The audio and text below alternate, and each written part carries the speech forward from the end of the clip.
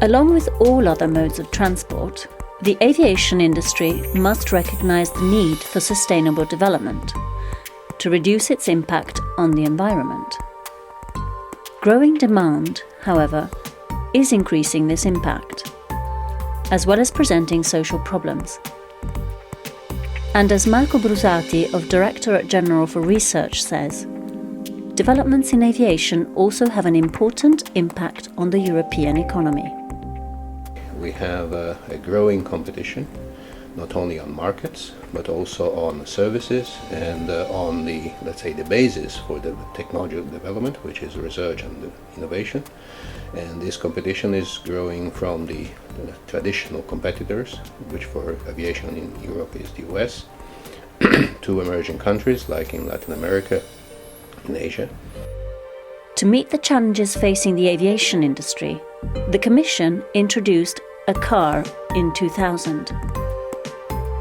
A CAR is a technology platform that identifies strategies for achieving environmental and economic targets. The current vision is based on having achieved the goals of the previous vision.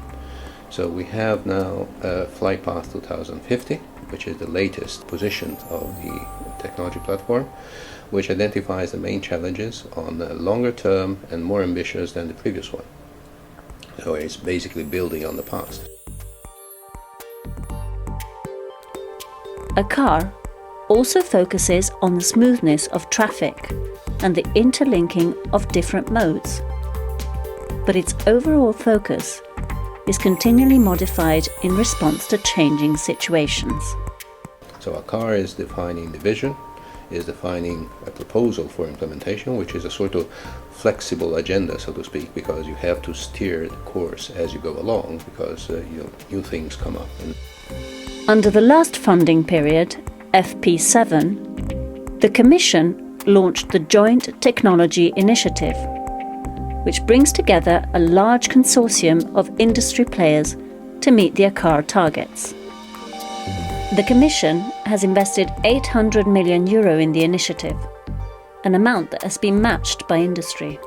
This program has been launched in 2007 and it will end in 2017. We are now entering the last, most important and delicate phase of testing. But the initial results are such that have encouraged us to actually continue along this line and develop a further extension to this program, which we called Clean Sky 2. So the second in a row, which will basically build upon the results of the previous endeavor and then continue and develop new technologies again in order to meet targets of a car on the emission control. For its latest initiative, the Commission has allocated €1.8 billion, matched by a commitment from European stakeholders of more than €2 billion. The Commission has also launched initiatives to promote air traffic management systems. We have a stream of smaller projects which have been launched in the previous framework program or will be launched again here in Horizon 2020, which will look at specific technologies, also on the medium but long term as well. So in other words, technologies which focus on specific problems which will allow the improvements to be more localized and will complement the activities of these large implementation programs.